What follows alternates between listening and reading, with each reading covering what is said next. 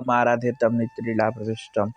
ओम विष्णुपादष्टोत्तरशत श्रीमद्भक्ति वेदांत नारायण गोस्वामी महाराज जी के चरण कमल में अनंत अनंत कोटि दंडवत प्रणाम करता हूँ तथा श्री श्री राधा विनोद बिहारी जी के चरणों में अनंत अनंत कोटि दंडवत प्रणाम करता हूँ। उसमें चार्ज नहीं है बिल्कुल भी।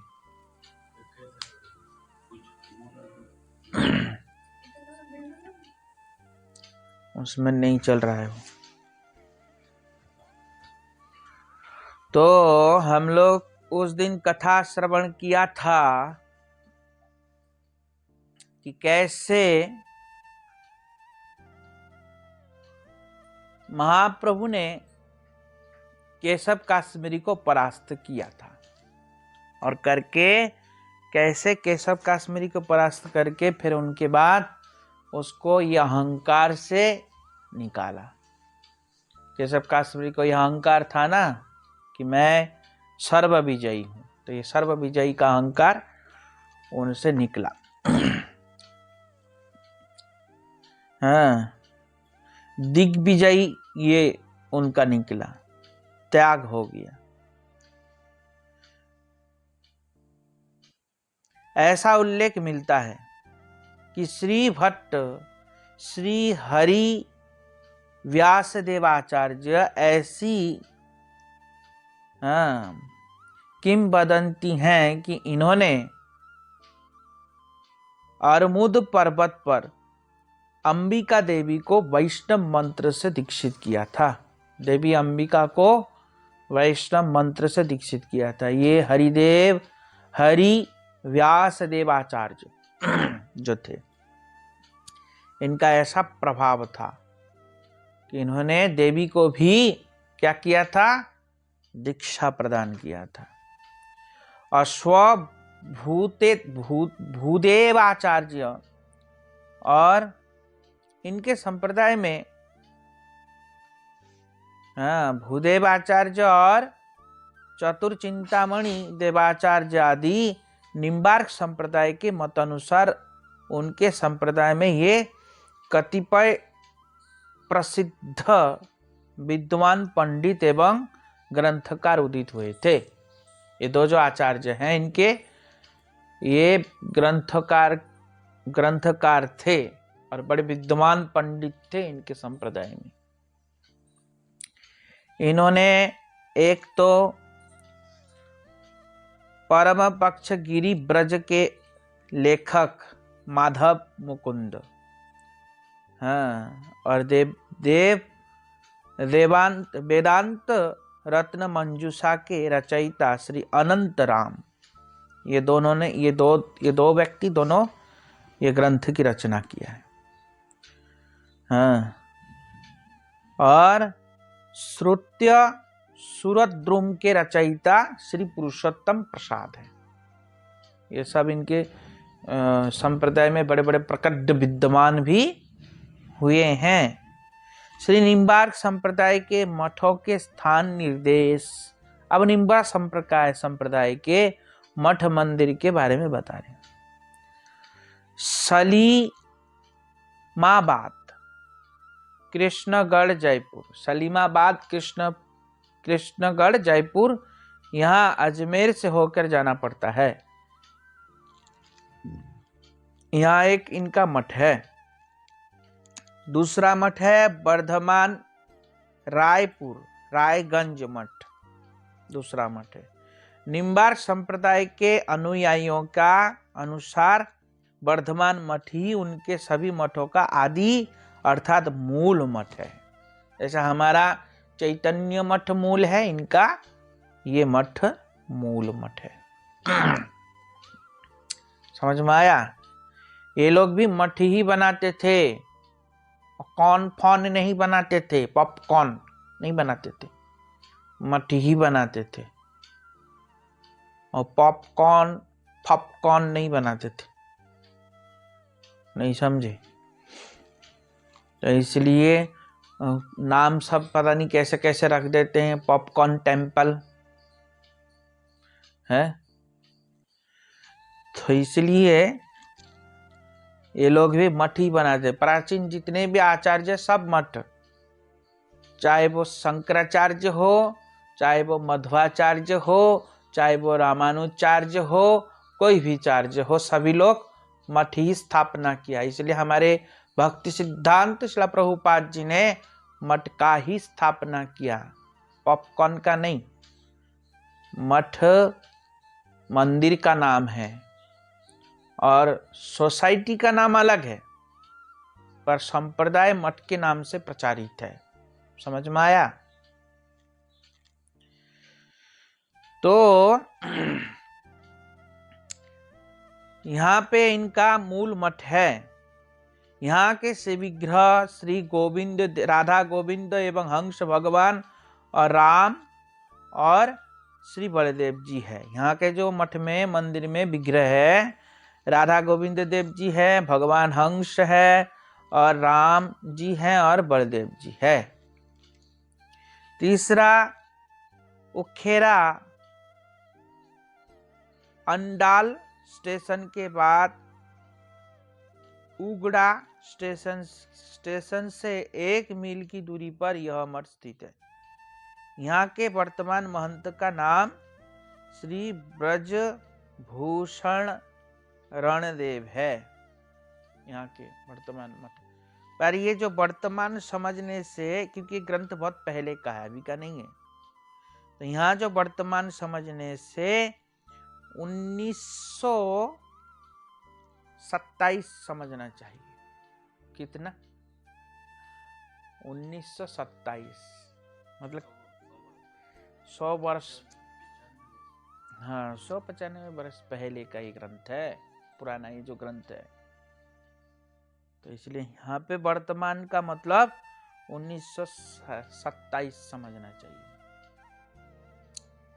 तो उसी प्रकार यहाँ के जो वर्तमान मतलब उस समय जो आचार्य थे, मठ का महंत थे, उनका नाम है ब्रजभूषण रणदेव है। युगल किशोर मठ, युगल किशोर मठ भी इनका है।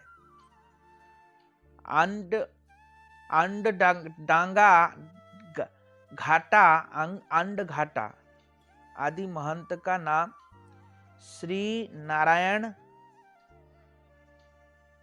गंगा नारायण देव और वर्तमान महंत का नाम सनकादि शरण्य देव है। अभी जो वर्तमान इनके महंत हैं वहां पे सनकादि शरण्य देव है। तो ऐसे करके इनके बहुत सारे मठ हैं। इनके भी मठ कम से कितना है टोटल? इनके मठ 16 मठ है। कितने? 16। सबका जगह का नाम कहाँ कहाँ है सब दे रखा है। अब इतने सारे बोलना मुश्किल है ना? तो ये समझना चाहिए। तो इनके भी ऐसे बहुत सारे, अम्बाला में भी है, गुजरात में भी है, इनके मठ है, बड़े सारे मठ है। प्रचार है ना निम्बार्क संप्रदाय का। तो लोगों का समुदाय है इनमें। अब बता रहे हैं वृंदावन में निम्बार्क संप्रदाय के और भी कुछ मठ है। गोवर्धन के निकट नीम ग्राम में श्री राधा कृष्ण की युगल मूर्ति और निम्बादित्य आचार्य की पादुका की पूजा प्रचलित है। गोवर्धन में भी इनका एक मठ है। तो 16-17 हो गया। पंजाब के निकट खाड़ा नाम के स्थान में निम्बार्क संप्रदाय का एक मठ है। 17-18 मठ हो गया है ना? तो मठ है वहां भी। निम्बादित्य संप्रदाय के सदाचार अब बता रहे हैं। ऐसे करके इनकी पूरे भारत में 18-20 मठ है। अभी तो और भी हो गया होगा, ये तो 100 वर्ष पहले की बात बता रहे। समझ में आया? अभी तो और भी हो गया होगा उनका। तो निम्बादित्य संप्रदाय के सदाचार क्या है? गले में कंठी तुलसी माला पहनना, ललाट पर ऊर्ध्व पुंड्र तिलक धारण करना प्रत्येक दीक्षित व्यक्ति का कर्तव्य है। चतुर आश्रमी गृह त्यागियों के लिए शिखा सूत्र आदि रखना। चतुर आश्रमी मतलब चारों आश्रमी, चतुर आश्रमी गृह त्यागियों के लिए, हाँ, दीक्षित व्यक्ति का कर्तव्य है, प्रत्येक दीक्षित व्यक्ति का कर्तव्य है कि शिखा सूत्र रखना, और चतुराश्रमी गृह त्यागियों का भी यही कर्तव्य है, शिखा सूत्र रखना। मतलब उनके गृहस्थ भक्त भी, चाहे ब्रह्मचारी भक्त हो, चाहे वो गृह त्यागी भक्त हो, प्रत्येक को शिखा सूत्र रखना अनिवार्य है। इनके संप्रदाय का ये नियम है। शिखा सूत्र मतलब जनेऊ धारण करना और चोटी रखना। हाँ, और जो चतुराश्रमी हैं, गृह त्यागी, वो कसाय गेरुए वस्त्र धारण करते हैं। ये भी कसाय गेरुए वस्त्र, जैसे हम लोग हमारे संप्रदाय में धारण करते, ऐसा ही वस्त्र। वो कौन वालों के जैसा नहीं है, कभी पीला, कभी नीला, कभी हरा, कभी ऐसा नहीं है। जैसे है ऐसे शास्त्रोक्तिचित गेरुए। तो कसाय गेरुए, पूरा गेरुआ नहीं है, कसाया। कसाया गेरुए किसको कहते हैं? जो हल्का गेरुए होते हैं, जैसे हम लोगों का है।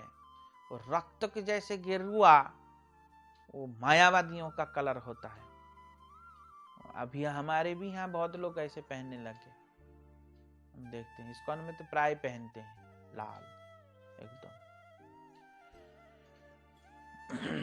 उनका तो वहाँ अलग अलग कलर है सब। कभी कोई अलग कलर पहन के घूमते, कभी कोई अलग कलर पहन के, पता ही नहीं चलता। महाराज लोग भी बहुत लोग हल्का पीला और गेरुआ कपड़ा पहनते हैं, मैंने देखा है। पता ही नहीं चलता क्या पहन रहे क्या। तो दीक्षा के समय पंच संस्कार करना आवश्यक है। दीक्षा के समय पंच संस्कार करना आवश्यक है। पंच संस्कार किसको कहते हैं?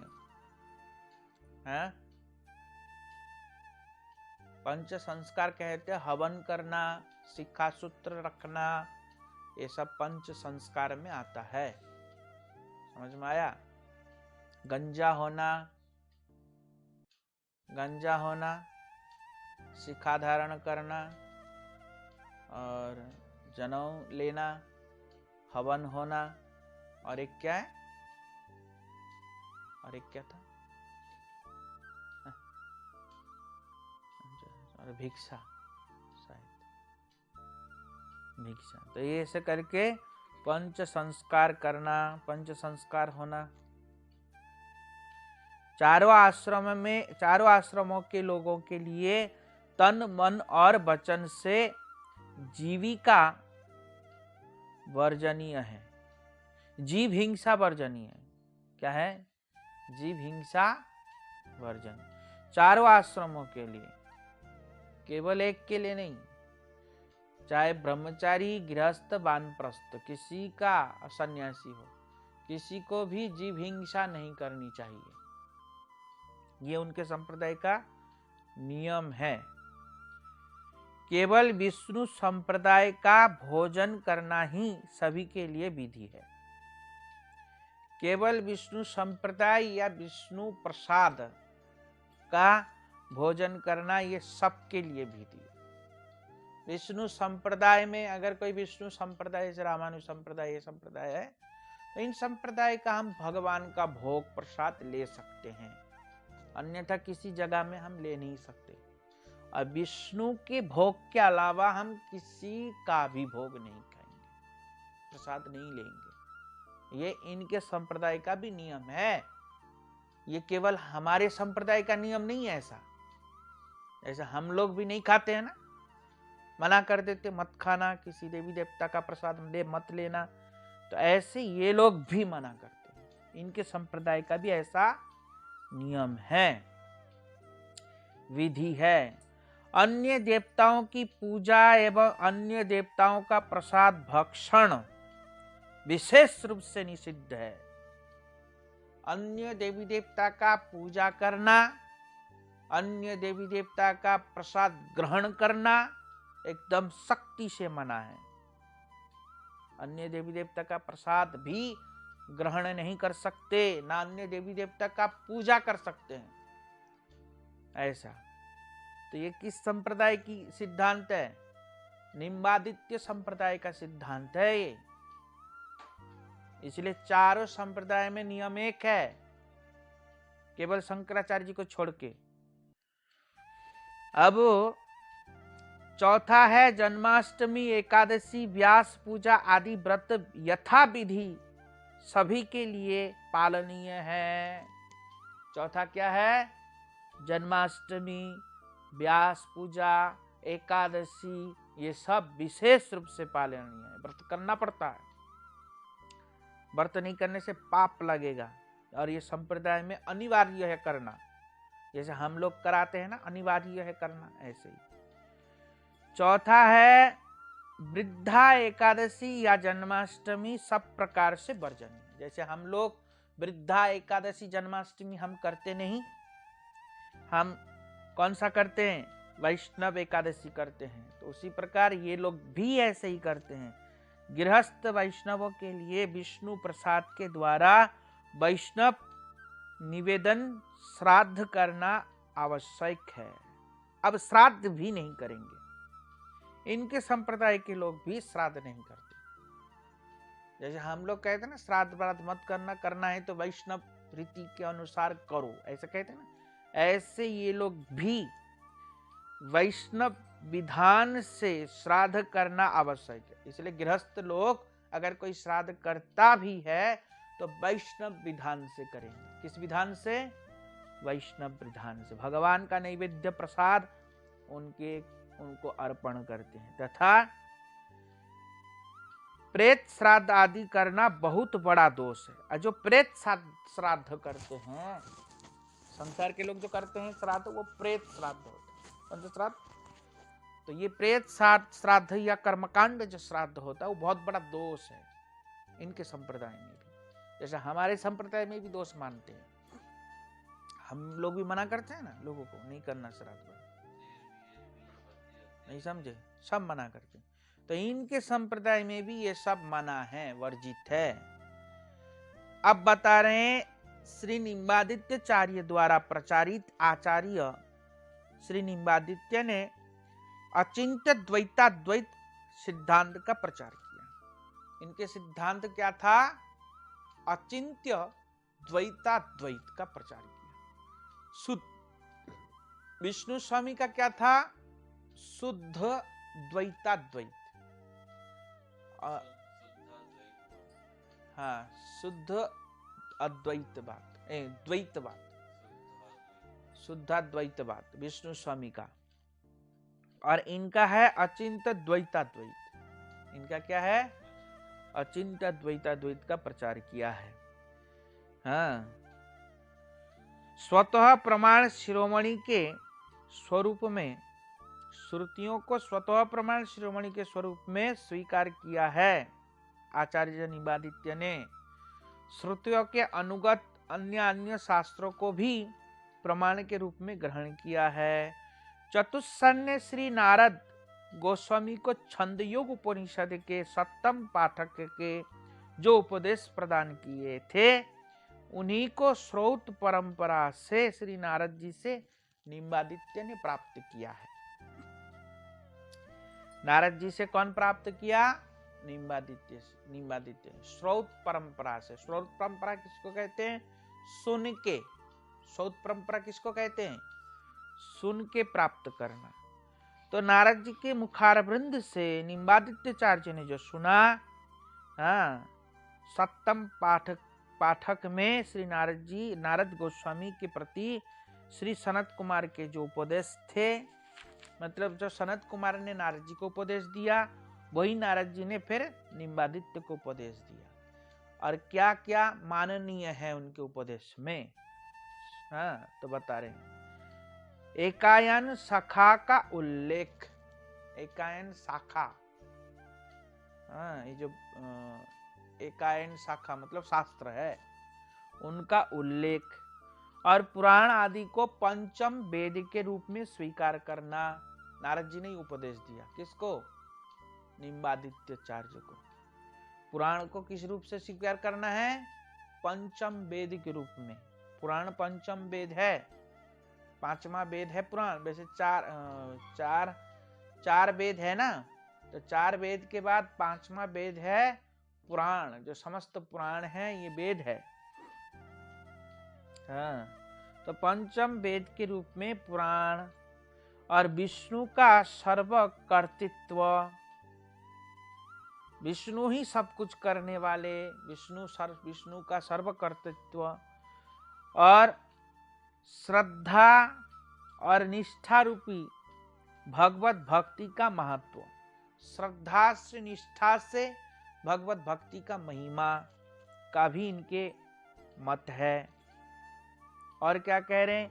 भगवत प्रेम का असमर्थत्व।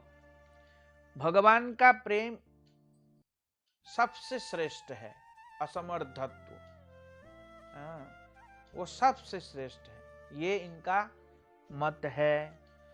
नित्य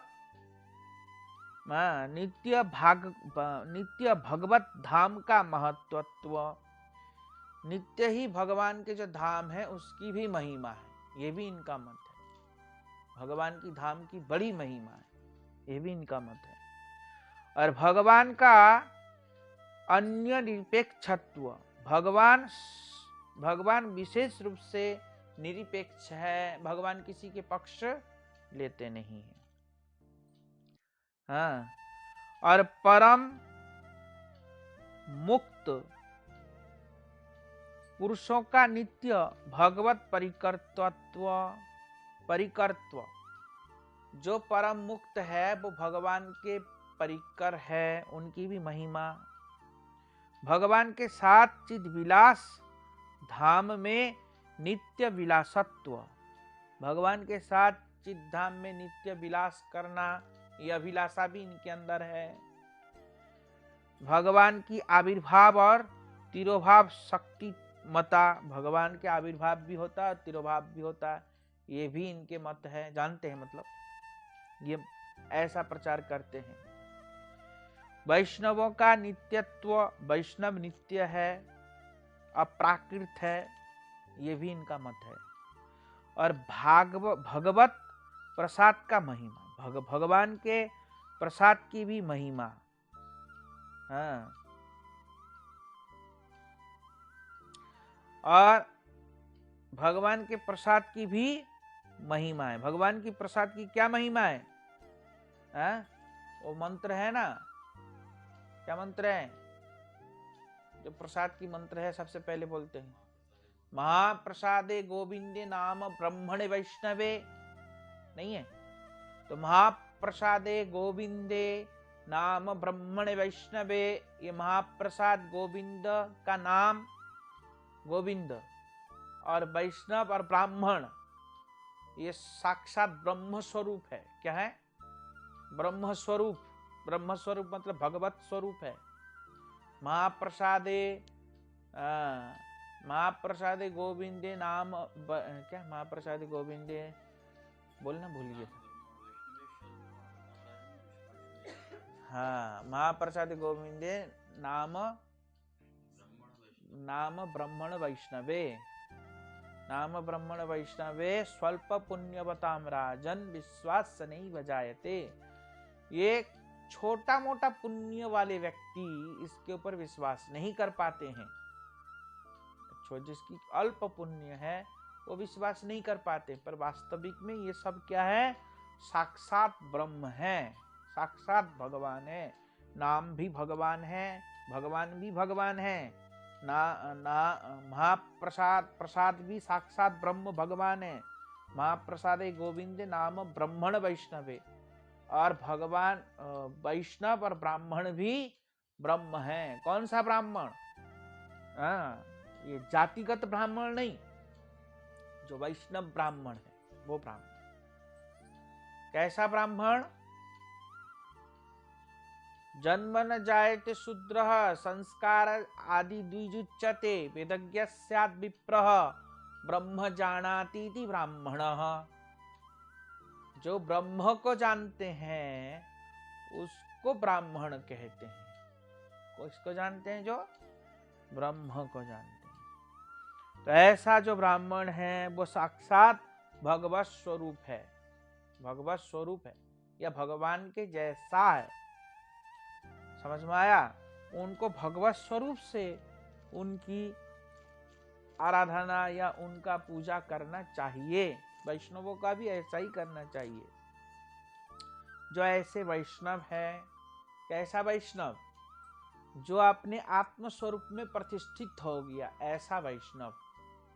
ऐसा वैष्णव को भी भगवत स्वरूप माना जाता है, भगवान से भिन्न माना जाता है, ऐसे कहे। तो इनके संप्रदाय का भी यही सिद्धांत है। कौन सा सिद्धांत है? यही सिद्धांत है जो ये सब प्राप्त किससे किया? नारद जी से किया है। आदि सिद्धांत दृष्टिगोचर होते हैं। वर्तमान समय में प्रचलित 10 श्लोक की जिससे निम्बार्क आचार्य द्वारा प्रचारित कहा जाता है, उसमें से इस प्रकार का सिद्धांत संग्रह किया जाता है। क्या संग्रह? कि सर्वम ही विज्ञानमतो यथार्थकं श्रुति स्मृतिभ्यो निखिलस्य वस्तुनः ब्रह्मात्मकत्वादिति वेद विन्मतं त्रिरूपातापि श्रुति सूत्र साधिता। सभी वस्तुओं में ब्रह्मात्मक है, मतलब प्रत्येक वस्तु में भगवान है। वेदज्ञों का सिद्धांत यह है कि ब्रह्मरूपी सद वस्तु से असत वस्तु का उदय नहीं हो सकता है। वस्तु का विज्ञान ही निखिल वस्तुओं का यथार्थ तत्व है। यह श्रुति और स्मृतियों के द्वारा जाना जाता है। वेदों में कहीं द्वैत अद्वैत पोषक वचन, कहीं द्वैत पोषक वचन और कहीं दोनों प्रकार के प्रतिष्ठित। वेदों में तो कहीं तो द्वैतवाद का प्रचार है, कहीं अद्वैतवाद का बोला, कहीं द्वैत भी बोला, कहीं अद्वैत भी बोला है। अतएव केवलाद्वैत का है, केवला अद्वैत का उनमें कोई भी स्थान नहीं। वास्तविक में जब गहन विचार से देखेंगे तो केवलाद्वैतवाद का कोई स्थान नहीं है। श्रुति और ब्रह्मसूत्र के विचार से अद्वैत और द्वैत दोनों ही सिद्ध होने के कारण द्वैतवाद ही शास्त्रों के तात्पर्य रूप में ग्रहणीय है। अब श्रुतियों में, सूत्रों में, ब्रह्मसूत्र में इत्यादि देखा जाएगा तो अद्वैतवाद का भी है, अद्वैत का बात का भी है, दोनों है। पर दोनों होने पर भी केवला द्वैत ही माना जाएगा। हाँ, केवल द्वैत ही माना जाएगा। शास्त्रों का तात्पर्य समझना चाहिए। क्या समझना चाहिए? उनका तात्पर्य क्या, कहने की उद्देश्य क्या है, ये समझना चाहिए। तो जब कहने की उद्देश्य समझ में आ जाएगा तब ये समझ में आएगा कि मात्र द्वैत का ही शास्त्रों का सिद्धांत है। शास्त्रों का सिद्धांत क्या है? द्वैत। केवलाद्वैत ये शास्त्रों का सिद्धांत नहीं है। हाँ, तो क्या सिद्धांत है शास्त्रों का? द्वैत। जीव के संबंध में निम्बादित्य का सिद्धांत है। अब जीव के संबंध में निम्बादित्य का सिद्धांत क्या है? अंशो नाना व्यपदेशा दन्यथा चाही दासकीत वाद्यत्व मधीयेत। ब्रह्म सूत्र से प्रमाण दे रहे हैं। इस सूत्र के निम्बार्क भाष्य में जीव और परमात्मा में परस्पर भेदाभेद सिद्धांत ही निर्दिष्ट हुआ है। इस ब्रह्म सूत्र के द्वारा निम्बार्क भाष्य में, मतलब निम्बादित्य के भाष्य में क्या क्या क्या प्रचार हो रहा है, क्या सिद्धांत स्थापित हो रहा है? जीव और भगवान के साथ भेदाभेद तत्व स्थापित हो रहा है। भाष्य यथा अंशासी भगवत जीव परस आत्मनोर भेदा भेदादो दर्शयति। इस भाष्य से अंशांशी, अंशांशी मतलब भगवान और भगवान के अंश, भगवत जीव परमात्मनोर भेदा भेदादौ दर्शयति। भगवान और भगवान के जो जीव है उनमें भेदाभेद दर्शन हुआ है।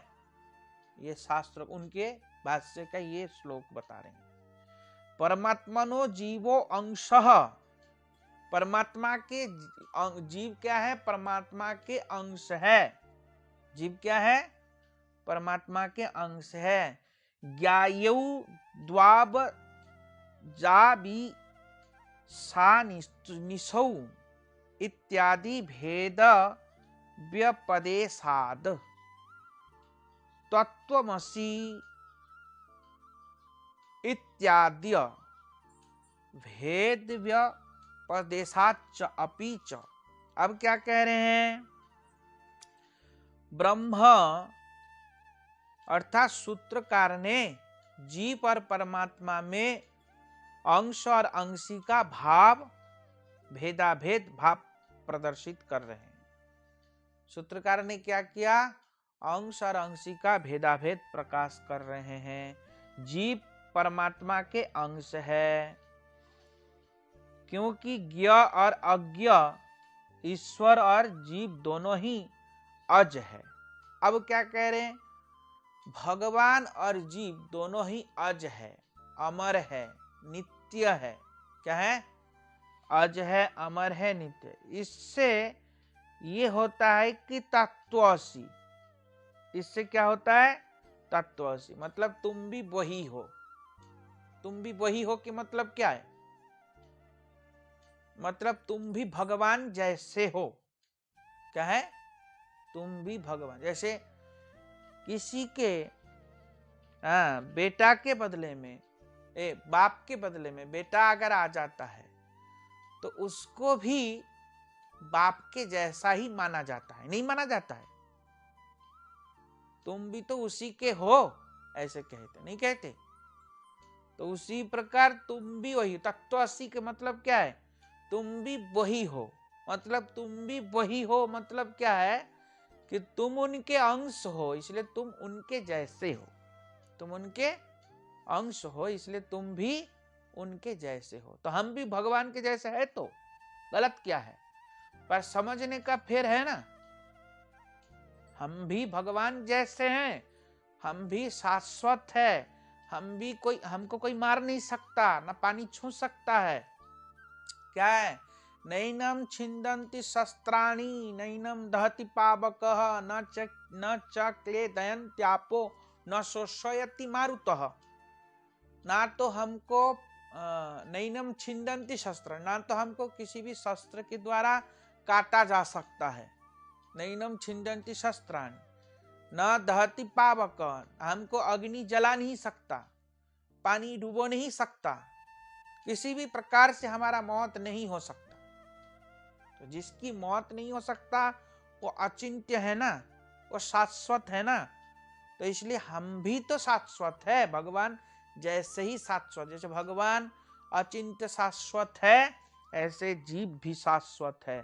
तो उसी हिसाब से जीव भी तत्वसी है। मतलब क्या है? भगवान के तत्व जीव के अंदर होने के कारण जीव भी शाश्वत है, इसलिए तुम भी वही हो। आया समझ में?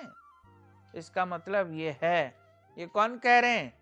इत्यादि श्रुतियों में जीव और ब्रह्म में अभेद। इस हिसाब से जीव और ब्रह्म में अभेद देखा जाता, मतलब भेद नहीं उपदिष्ट हुआ है। अथर्व साखीगण दास और धूर्तों को भी ब्रह्म कहते हैं। अतएव जीव और ब्रह्म में भेदाभेद या अंश अंशी का संबंध है।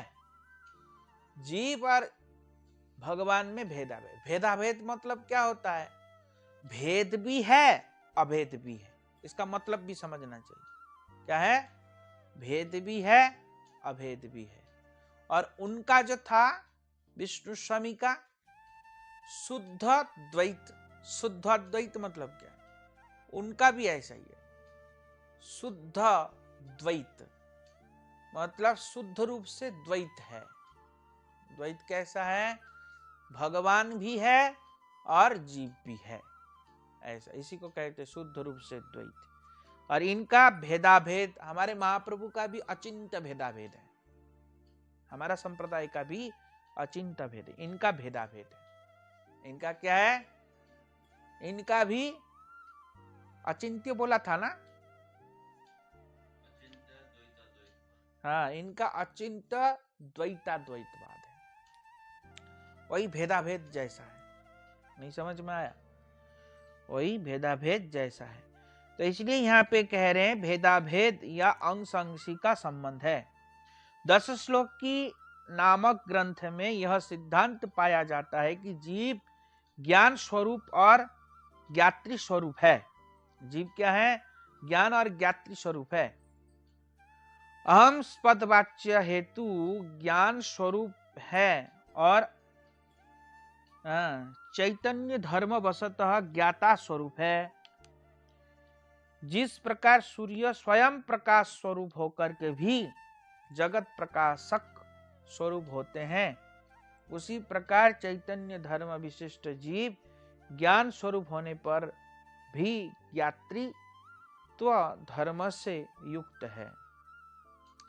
ज्ञातृत्व धर्म से युक्त है। जीव जब वो हो जाता है, मतलब जीव का जब स्वतः स्वभाव रूप प्रकट हो जाता है, तब वो भी सब कुछ जान जाता है। उसके अंदर भी भगवतीय शक्ति आ जाती है, वो भी सब कुछ करने में समर्थ हो जाता है।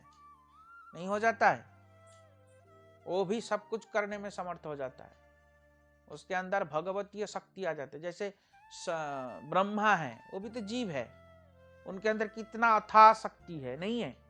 विभू शक्ति है, संपूर्ण जगत को प्रकाश करते हैं वो। ये लोग क्या है? जीव ही तो है। तो उसी प्रकार जीव के अंदर अथाह शक्ति, मतलब जीव जब अपने स्वरूप में प्रतिष्ठित हो जाते हैं तो उनके अंदर अथाह शक्ति आ जाता है, ऐसा कह रहे हैं। तो जीव के अंदर अथाह शक्ति है, पर वो कब प्रकाशित होगा? जब कृष्ण चरण में अनुरक्ति होगा, उससे पहले नहीं। तो इसलिए यहां पे कह रहे हैं उसी प्रकार स्वरूप होकर भी जगत प्रकाशक स्वरूप होते हैं, उसी प्रकार चैतन्य धर्म विशिष्ट जीव ज्ञान स्वरूप होकर के भी ज्ञातृत्व धर्म से युक्त है। जीव अणु चैतन्य है और भगवान बृहत चैतन्य है। जीव कौन से चैतन्य है? अणु। जीव भी चैतन्य भगवान, पर भगवान बृहत है, जीव अणु, ये अंतर है। परमेश्वर के अधीन है। जीव क्या है? परमेश्वर के अधीन है। जीव असंख्य में, जीव संख्या में अनंत है और प्रत्येक देह में भिन्न भिन्न जीव। जीव संख्या में अनेक है और प्रत्येक जीवात्मा के शरीर में अलग अलग जीव है, एक जीव नहीं है, स्थित रहता है। अणु होने के कारण जीव माइक शरीर से योग और वियोग का भोगने योग्य है। अणु होने के कारण जीव माइक शरीर में भी चला जाता है, नहीं चला जाता, जड़ शरीर में प्रवेश करते हैं और उस शरीर का त्याग होने पर दुख होता है और उस शरीर का धारण करने में खुश होता है, नहीं होता। जीव जब माया द्वारा बद्ध होता है तब वह लिंग और स्थूल शरीर से युक्त रहता है। जब मायाबद्ध जीव हो जाता है तब लिंग शरीर मतलब सूक्ष्म शरीर और स्थूल शरीर से युक्त हो जाता है। जीव का लिंग और सूक्ष्म, लिंग और स्थूल शरीर से वियोग होता है। जीव 3 प्रकार के हैं। जीव का सूक्ष्म शरीर और क्या नाम है, स्थूल शरीर से क्या होता है? वियोग हो जाता है। जीव का सूक्ष्म शरीर और स्थूल शरीर से वियोग हो जाता है।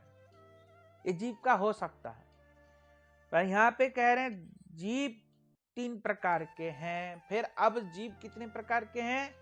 3 प्रकार के। एक है मुक्त जीव, एक है बद्ध मुक्त और एक है बद्ध जीव।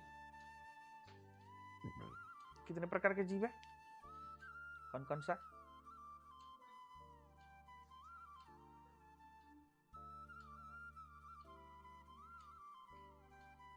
मुख्य जीव है,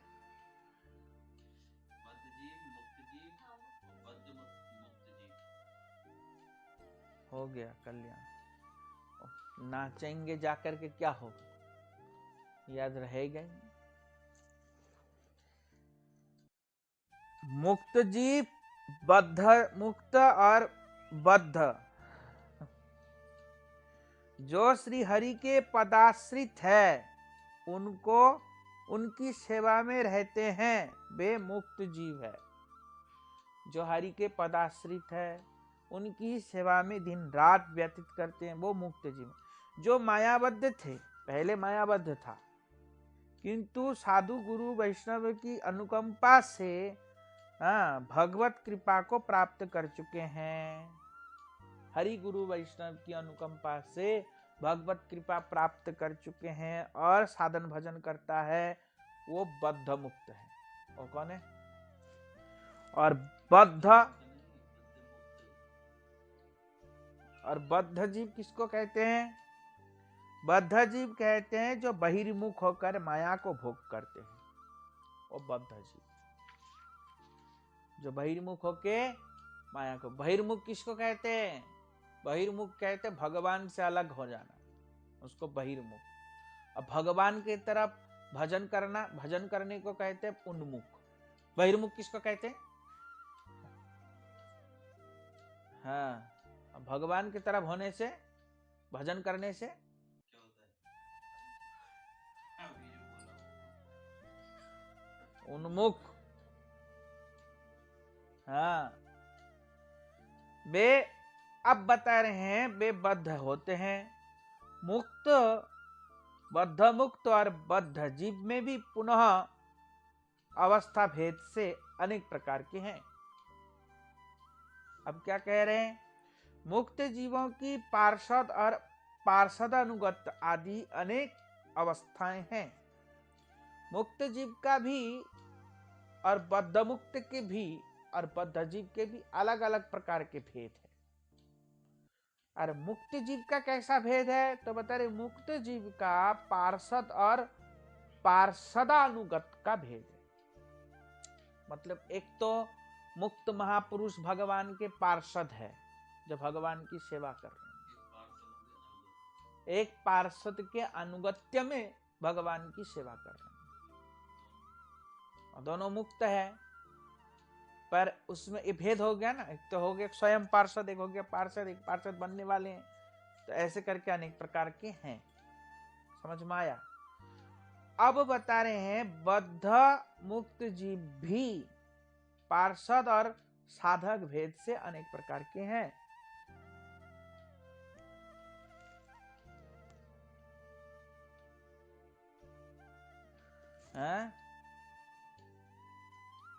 क्या कह रहे हैं?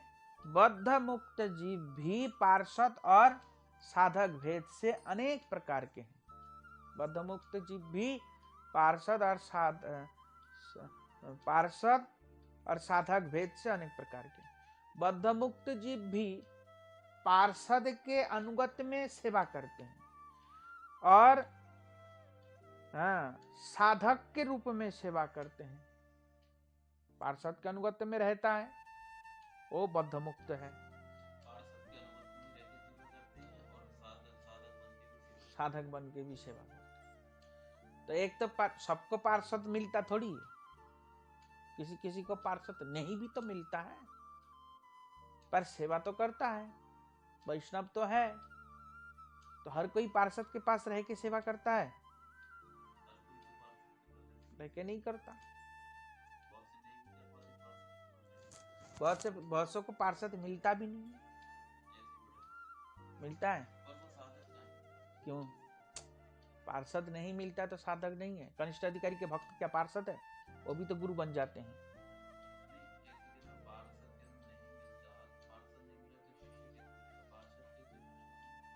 कनिष्ठ अधिकारी के शिष्य नहीं बनते तो वो पार्षद थोड़ी है। पर वो वैष्णव का रीति रिवाज सब तो मानता है ना, भजन तो करता है। समझ में आया? पतन होने की से क्या होता है, पर वैष्णव सिद्धांत तो मानता है ना, भजन तो करता है ना। कनिष्ठ अधिकारी है तो भक्त कि भक्त नहीं है वो, इसलिए बद्ध मुक्त भक्त है। कौन सा भक्त है? नहीं, तुम मुक्त हो।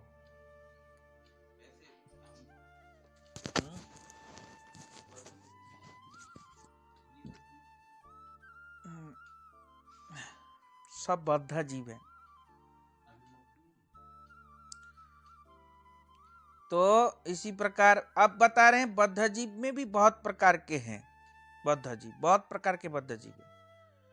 हाँ, भगवत बहिर्मुख होने के कारण जीव मायाबद्ध होते हैं। अतएव एकमात्र भगवत कृपा से ही जीव मुक्त हो सकता है। अब बता रहे बद्ध जीव भी बहुत प्रकार के, कोई विषयी होता है, कोई विवेकी होता है, कोई मुमुक्षु होता है, कोई भुभुक्षु होता है। नहीं होता? कोई मुमुक्षु, कोई भुभुक्षु, कोई विषयी, कोई अभिमानी, कोई विद्या के अभिमानी। नहीं होता? अलग अलग प्रकार के होते हैं। तो बहुत सारे के होते हैं।